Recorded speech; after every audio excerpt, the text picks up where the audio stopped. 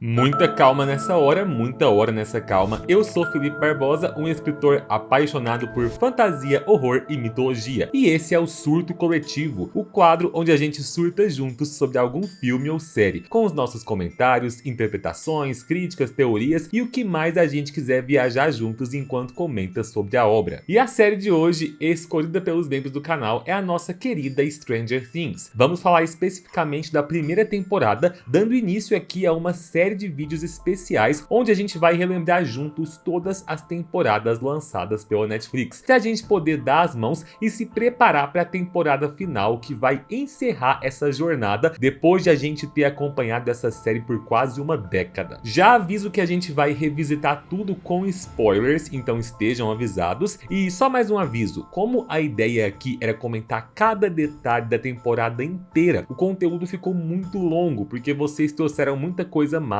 para discussão. E aí, para esse conteúdo se encaixar melhor na programação do canal, eu dividi ele em duas partes. Então, nessa parte aqui, vamos falar de metade da primeira temporada, e os comentários sobre a outra metade ficam pro próximo vídeo que já deve sair amanhã ou nos próximos dias. Sem mais delongas, bora lá então!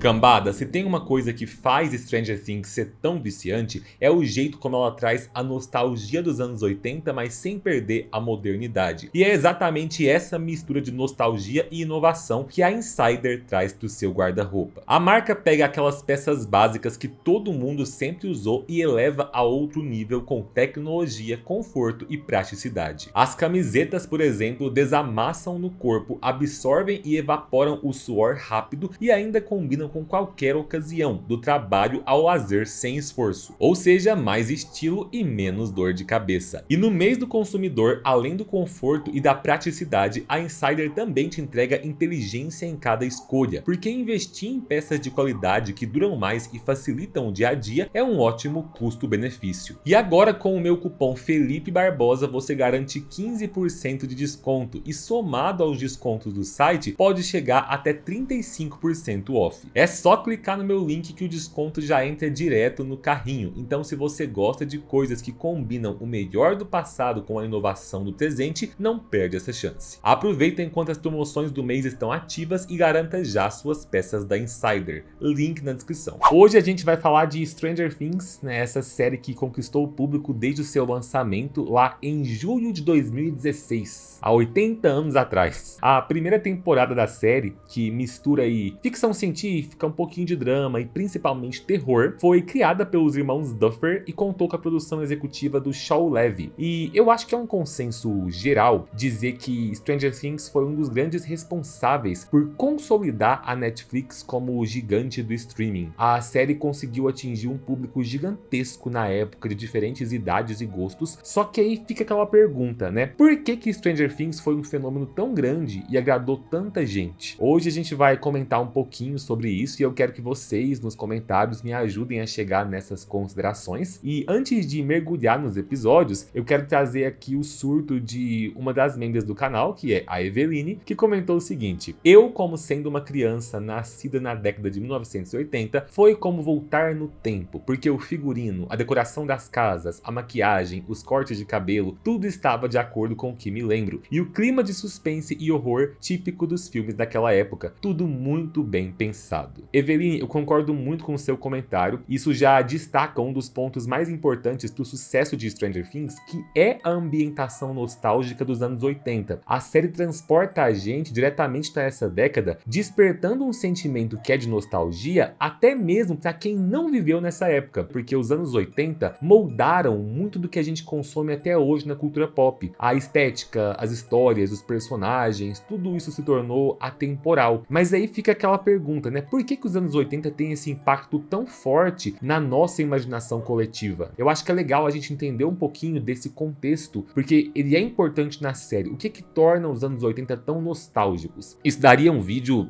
só sobre esse tema, mas eu consigo pensar aqui em 5 pontos principais para a gente adentrar na série. Então, primeiro, a gente pensa no surgimento da cultura pop moderna. Nos anos 80, o cinema, a TV e os videogames atingiram um novo patamar de popularidade facilidade e acessibilidade. Foi a era de filmes como Os Goonies, de 85, E.T. o Extraterrestre, de 82, Conta Comigo, de 86. O próprio Stephen King teve um boom nessa década, com várias das suas histórias sendo adaptadas para o cinema e consolidando esse estilo de narrativa onde crianças e adolescentes enfrentam desafios sobrenaturais ou amadurecem através de experiências traumáticas. Então Stranger Things bebe diretamente dessa fonte, trazendo aí esse grupo de crianças como protagonistas, sem a presença forte dos adultos, eu diria. E isso se tornou um grande diferencial para o público.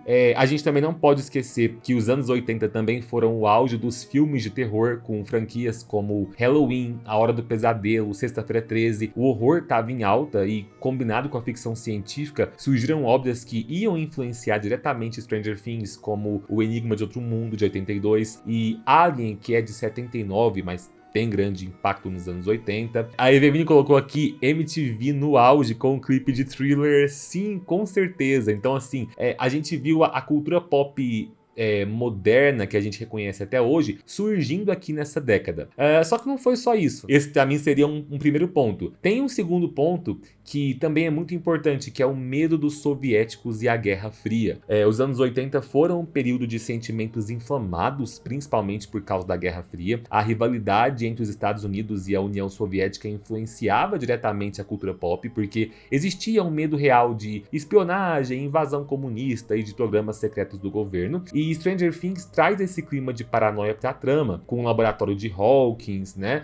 Os americanos, na época, realmente acreditavam que o governo estava conduzindo experiências secretas como o Projeto MK Ultra, que não é teoria da conspiração, ele realmente existiu, testava controle mental em civis e em militares. Só que eu não vou adentrar muito aqui nessa pauta, porque eu já tenho um vídeo inteirinho aqui no meu canal, que eu deixo de recomendação. É um vídeo daquele quadro Fatos e Mitos, onde eu analisei toda a mitologia das 4 temporadas de Stranger Things, as referências culturais e históricas, tá tudo lá para quem quiser conferir, e eu vou deixar esse vídeo aqui nos cards. Mas enfim, o terceiro ponto seria um pouco da revolução tecnológica com o medo do desconhecido. Os anos 80 foram marcados por uma explosão tecnológica com os primeiros computadores pessoais, os fliperamas, os videogames como o Atari, né, e os telefones sem fio, e tudo isso dava a sensação de que o mundo estava avançando rápido demais, e junto com essa inovação vinha também o medo do desconhecido. O quarto ponto para mim é o estilo visual e sonoro, que é muito único, muito característico, algo que já começa encantando aqui já na abertura da série, com aquelas letras vermelhas sob um fundo preto e a música eletrônica com os sintetizadores de fundo.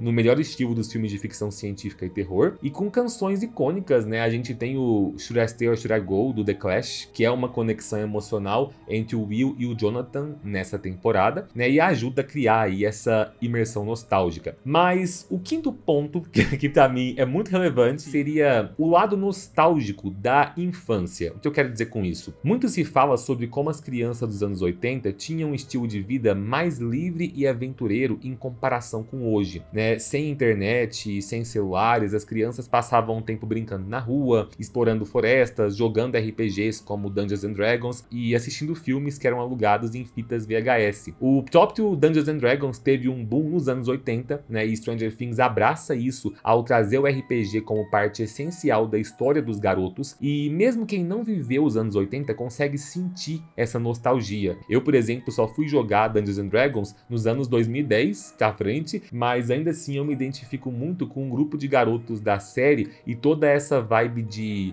amizade, imaginação e parceria. Acho muito legal a gente ter esse contexto, né, para entender por que essa série despertou tanta nostalgia e conquistou tanta gente. Assim a gente adentra na história acompanhando esse grupo de amantes de RPG e ver como tudo começou com esses garotos que estavam tão pequenininhos, gente. Eu não lembrava que eles eram desse tamanho. A Eveline também colocou aqui: eu tinha um vestido parecido com aquele rosa da Eleven, com a mesmíssima gola. Eu lembro que o acidente de Chernobyl deixou muita gente paranoica aqui no Brasil. Diziam que a radiação chegaria aqui pelo vento. E a coisa mais proibida que fiz na minha infância foi assistir aos filmes do Corujão, escondida dos meus pais. Sim, muito bom, muito bom. Inclusive, um lembrete para você que está assistindo esse vídeo editado no futuro. Isso aqui é um corte da nossa live exclusiva para os membros do canal. Se você tiver condição de apoiar o meu trabalho, eu te convido a clicar em Seja Membro e se juntar aos membros da cambada para poder assistir essas lives aqui ao vivo e interagir comigo nos comentários aqui na tela. Além de, é claro, votar nas enquetes lá no grupo dos membros para escolher qual vai ser o próximo filme ou série que a gente vai debater por aqui. Clica em Seja Membro aí, veja se faz sentido para você e se fizer, eu te aguardo para comentar as próximas temporadas de Stranger Things junto comigo. Agora, continuando, vamos falar então do primeiro episódio de Stranger Things, que tem como título O Desaparecimento de Will Byers. A história começa em 6 de novembro de 1983, na cidade de Hawkins, Indiana, e já nos primeiros minutos a série deixa bem claro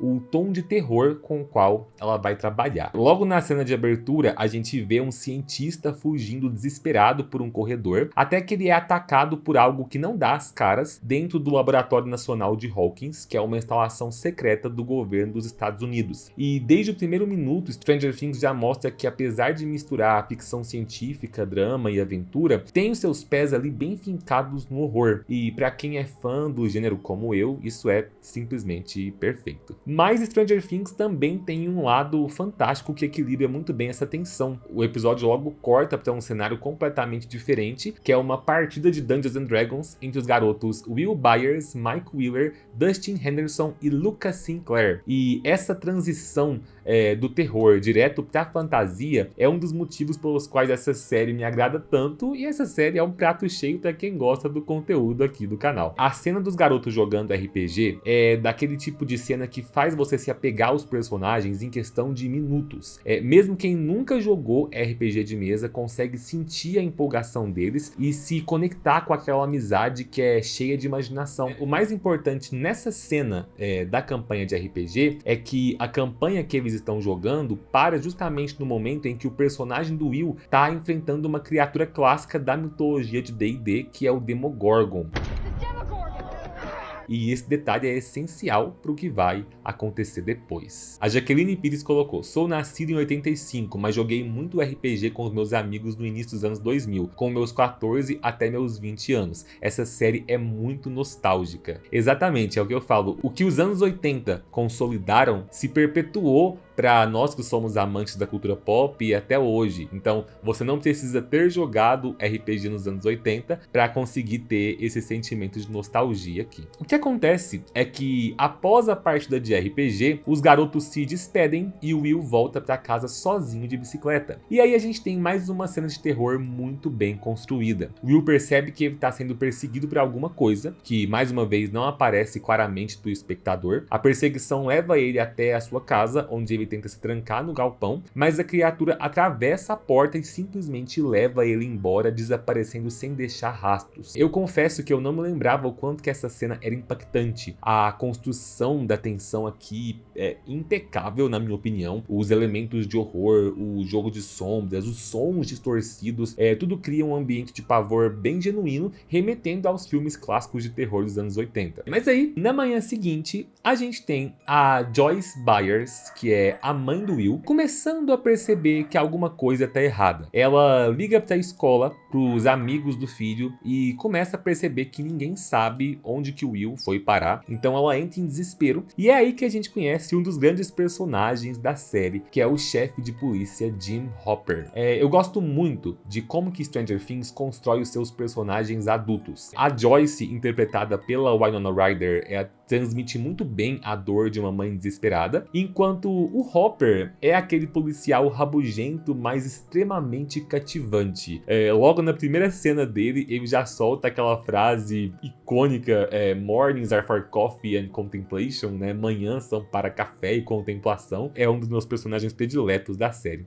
Só que ele não leva o desaparecimento do Will muito a sério no começo. Ele argumenta que, na maioria dos casos, as crianças desaparecidas desaparecidas são encontradas rapidamente. Mas enquanto isso, o episódio mostra pra gente que algo muito mais estranho tá acontecendo. A Tainá colocou: nunca joguei RPG, mas gosto de estudar sobre, me ajuda a escrever, desenvolver personagens. Sim, pra quem é escritor, RPG é um exercício incrível de criatividade. E eu acho que isso é bem retratado ali na série. A Lele colocou: essa primeira temporada é muito boa, toda a história desenvolvida nela e os personagens, nostalgia em ver eles tão pequenininhos. E a Tainá colocou também: Stranger Things dá uma sensação de que você faz parte daquela aventura. É a série que me dá um quentinho no coração sempre, com certeza, com certeza. Dá uma nostalgia em ver eles pequenininhos, mas faz a gente pensar, a gente tá acompanhando essa série há quase 10 anos. E ela continua sendo bem significativa pra gente. Mas enfim, paralelamente à investigação da Joyce, o episódio leva a gente de volta ao laboratório Hawkins, onde a gente conhece o Dr. Martin Brenner, que é o responsável pelos experimentos secretos do governo. Ele tá analisando uma substância orgânica misteriosa que escorre do porão do laboratório. Ali já fica claro que é um portal para uma outra dimensão, e o detalhe visual do portal é muito bem feito, parece algo vivo, pulsante, quase que um organismo biológico. E então a gente descobre que o Brenner está atrás de uma garota desaparecida. Ele afirma que ela não pode ter ido muito longe, e é aí que a gente entra na história da Eleven. O episódio corta então para a cena dessa garota misteriosa, de cabelo raspado, que está vestindo um avental de hospital. Ela aparece num restaurante de beira de estrada, e o dono desse lugar, que é o Benny, percebe que ela está assustada e faminta e decide ajudar a coitada. O Benny percebe que ela tem uma tatuagem no braço com o número 11 e descobre que ela se chama Eleven. E o Benny, sendo um cara de bom coração, liga para os serviços sociais para tentar ajudar a menina. O problema é que o pessoal do laboratório monitora as linhas telefônicas da cidade, e assim que a ligação é feita, os agentes do governo são enviados até lá. E aí tem uma cena brutal em que eles chegam, o Benny é assassinado a sangue frio, mas a Eleven consegue escapar, e é aqui que a gente tem o primeiro vislumbre das suas habilidades telecinéticas. Enquanto isso, a Joyce recebe uma ligação estranha. Do outro lado da linha, ela ouve uma respiração ofegante e por um momento ela acredita que é o Will tentando se comunicar com ela, só que logo depois disso, o telefone dela sofre um curto-circuito, e essa cena é uma referência direta ao clássico do terror Poltergeist de 1982. Todas as cenas da Joyce vendo as manifestações de eletrônicos na casa dela nos episódios seguintes vão ser referências a Poltergeist, o que é muito legal porque no começo do episódio a Joyce falou pro Will que eles iam assistir Poltergeist juntos. Então é um detalhe sutil, mas muito bem encaixado ali. O episódio 1 termina de um jeito extremamente envolvente, com o Mike, Dustin e o Lucas procurando pelo Will na floresta, e no lugar dele eles encontram a Eleven. Essa transição já puxa a gente direto então pro segundo episódio, que é intitulado A Estranha na Maple Street. É um nome que faz referência ao jeito como os meninos passam a encarar a Eleven como a estranha, né? O que claramente ecoa Carrie, a estranha do Stephen King, e a comparação faz todo sentido porque a Eleven é basicamente uma fusão de vários personagens iluminados do universo de Stephen King. Ela tem poderes psíquicos, ela é perseguida por figuras de autoridade e é uma criança deslocada do mundo ao seu redor. Mas por enquanto aqui os meninos ainda não sabem nada disso quando eles levam a Eleven para a casa do Mike no início desse episódio. A Tainá colocou: a Joyce passa por todo o bingo dos clássicos de terror. Sim, com certeza. A Joyce passa pelo bingo dos clássicos de terror, tal qual a Eleven passa pelo bingo dos iluminados de Stephen King. Perfeito. Jaqueline colocou: isso é uma das coisas que mais impacta realmente. Já faz tanto tempo a primeira temporada que a gente não se dá conta desse salto temporal tão na nossa cara. Assim que os meninos chegam na casa do Mike, eles começam a discutir o que eles devem fazer com a Eleven. O Mike tenta bolar um plano onde ela poderia fingir que é uma menina desabrigada e ia pedir ajuda pra mãe dele, só que a Eleven se recusa. Ela deixa claro que tem homens maus atrás dela. E aqui já dá pra notar uma diferença entre os três garotos. Enquanto o Mike logo quer proteger a Eleven e criar um plano pra ajudar, o Lucas já demonstra resistência e desconfiança. E o Dustin tá só sempre sorrindo ali e sendo um personagem incrível. Mas enquanto isso, a gente tem uma subtrama, podemos dizer assim, com o Jonathan Byers, que é o irmão mais velho do Will. O Jonathan decide visitar o seu pai ausente, que é o Lonnie, pra ver se por acaso o Will fugiu pra ficar com ele. E sinceramente eu nem lembrava que esse cara existia, e eu prefiro continuar ignorando tudo, porque, meu Deus, que cara babaca.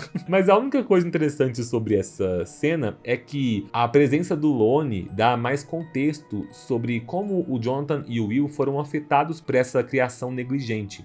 Ambos são garotos mais introspectivos, nerds, que encontram refúgio nos seus próprios hobbies. Pelo menos o Will tem o seu grupinho de amigos, enquanto o Jonathan tem a sua câmera.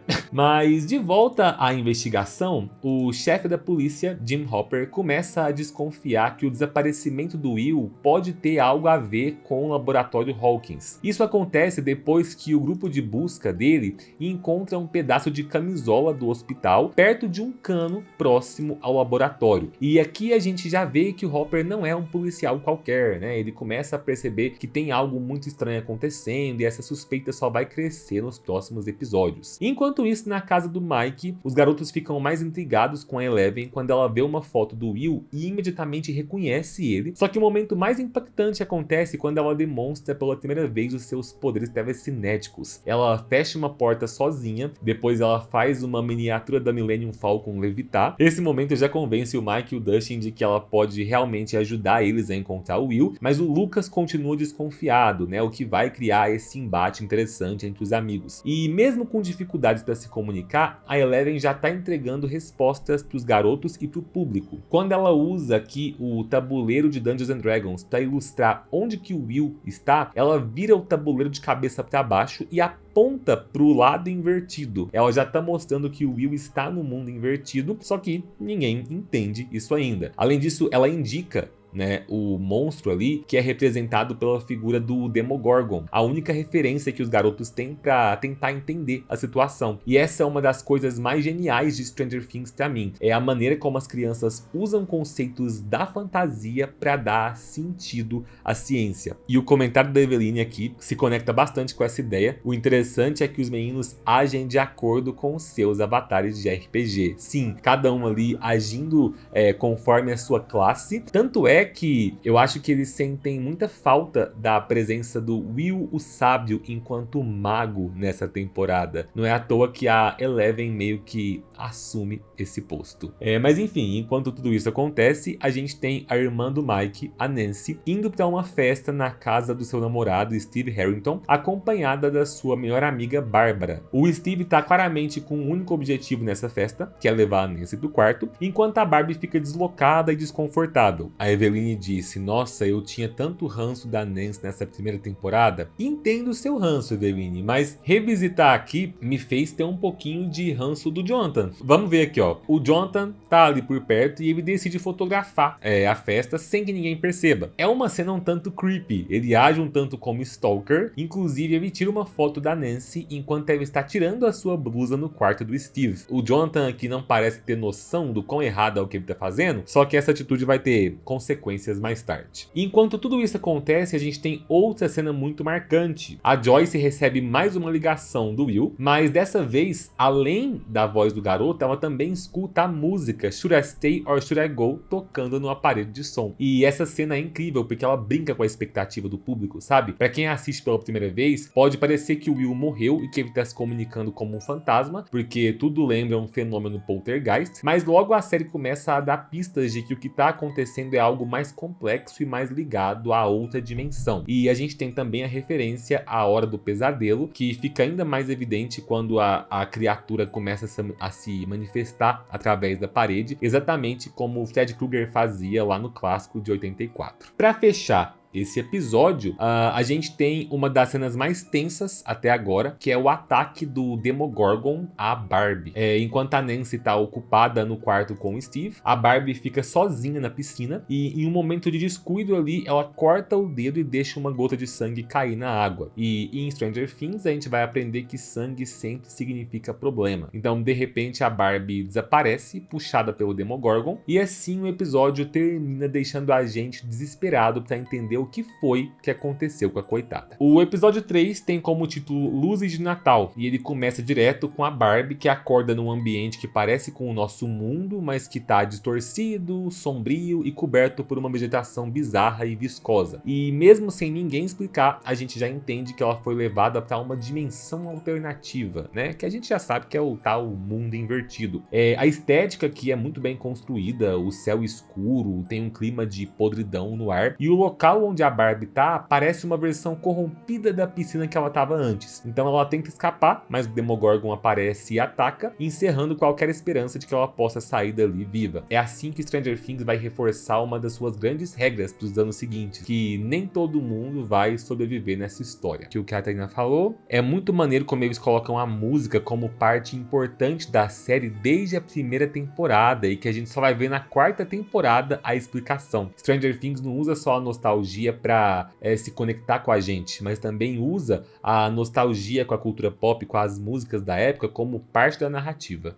Dando sequência ao episódio 3, a gente tem o Jim Hopper visitando o laboratório Hawkins, e lá ele recebe permissão para assistir às imagens de segurança da noite em que o Will desapareceu. Só que tem um problema. As imagens são falsas, né? O Hopper percebe que elas foram adulteradas, e a partir disso ele começa uma investigação paralela que logo leva ele a descobrir a conexão do Dr. Brenner com o projeto MKUltra. O Hopper descobre que teve uma mulher chamada Terry Ives que alegou anos atrás que o Dr. Brenner, nesse projeto, sequestrou a filha dela, e essa é uma pista muito importante que logo vai se conectar a Eleven. E o que é genial aqui é a forma como a série monta sua narrativa. Enquanto a gente vê o Hopper descobrindo pistas aqui no presente, nós somos transportados também para os flashbacks da Eleven, onde ela se lembra de momentos traumáticos lá no laboratório. Em uma dessas lembranças, especificamente, ela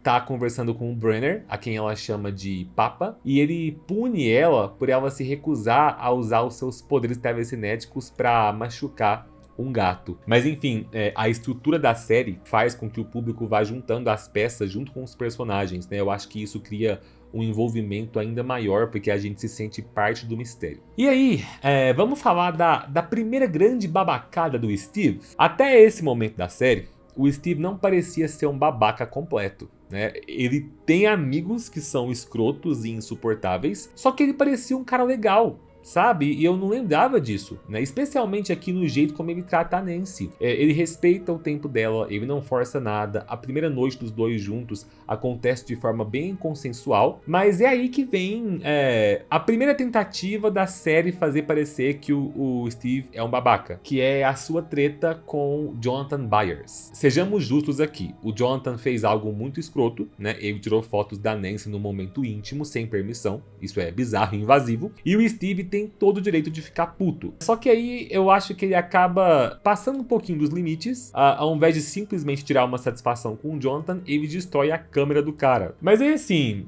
eu jogo a bola pra vocês nos comentários. Nessa cena, o Steve foi mesmo babaca?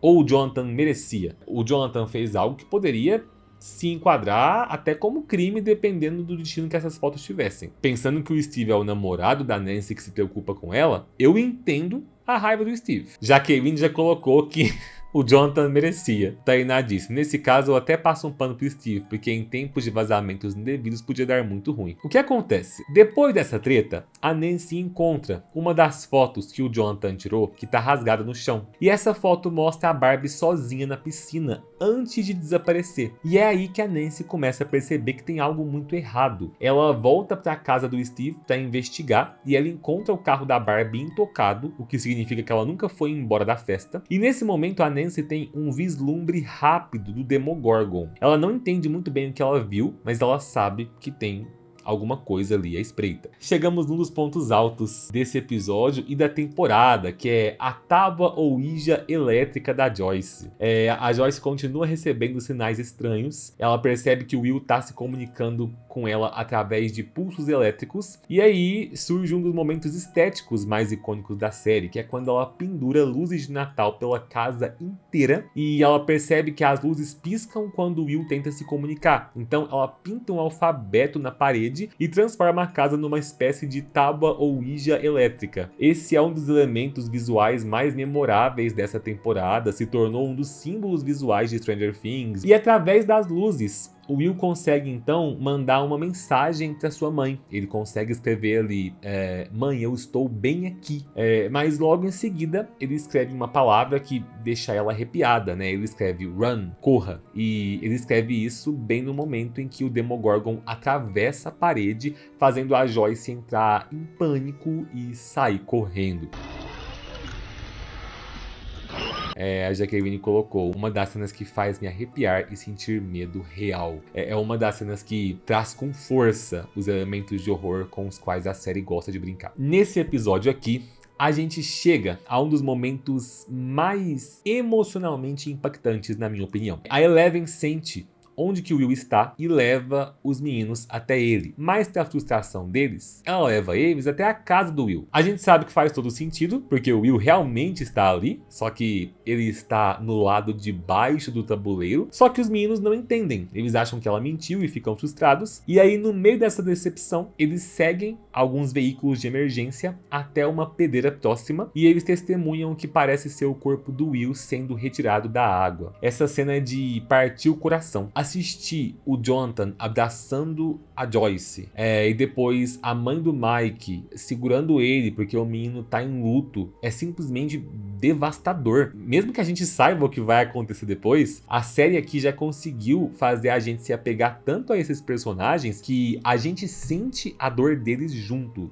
Eu acho isso incrível, porque estamos falando do episódio 3, sabe? A gente já tá chorando pela perda de um garoto que na verdade não morreu, como é revelado no episódio 4, que tem como título O Corpo. A Tainá colocou: dói o coração pelos 4 amigos principalmente, sendo tão jovens e passando por uma dor tão grande. O que nos lembra, gente, que esse elenco é fenomenal. A equipe de casting da primeira temporada de Stranger Things merece o reconhecimento até hoje, porque onde que eles acharam essas crianças? O episódio 4, então, foca muito na Joyce, porque ela entra em um estado de paranoia absoluta e dá pra entender, né? Ela se recusa a acreditar que o corpo encontrado é o corpo do Will, e esse tipo de plot onde um personagem vê alguma coisa que mais ninguém acredita é um plot que sempre mexe comigo. Então, ver a Joyce tentando desesperadamente provar que o filho ainda tá vivo, que ele tá se comunicando pelos eletrônicos, enquanto todo mundo acha que ela enlouqueceu, é algo que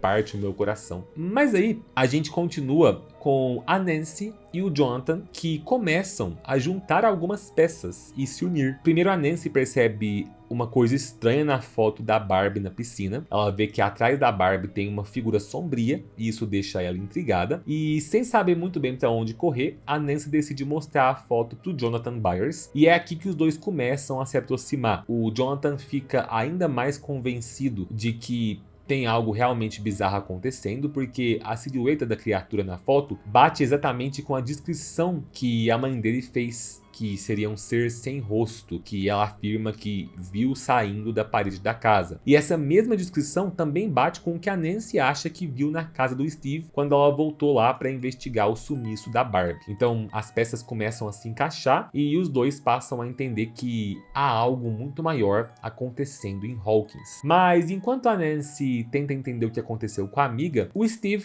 por outro lado, mostra que ele não tá nem aí pra Barbie. Quando a polícia começa a investigar ali o caso, o Steve só se preocupa com o fato de que os pais dele podem descobrir que ele fez uma festa em casa, e isso deixa a Nancy extremamente decepcionada com ele. Então esse é o primeiro grande afastamento entre os dois, porque a Nancy começa a perceber que talvez o Steve seja mais babaca do que ela imaginava. E aí temos aqui a jornada dos garotos para ajudar o Will. O grupo do Mike, Lucas, Dustin e Eleven tá lidando com outro problema. Primeiro, o Mike ainda tá magoado, achando que Eleven enganou eles ao levar eles até a casa do Will. Mas tudo muda quando a Eleven prova que o Will tá vivo, canalizando a voz dele através do walkie-talkie do Mike. Então, com essa nova prova, os garotos acreditam que o Will está vivo de alguma forma e eles bolam um plano. Se a Eleven conseguiu captar a voz do Will com um simples walkie-talkie, talvez ela consiga uma conexão mais forte usando usando o rádio gigante da escola.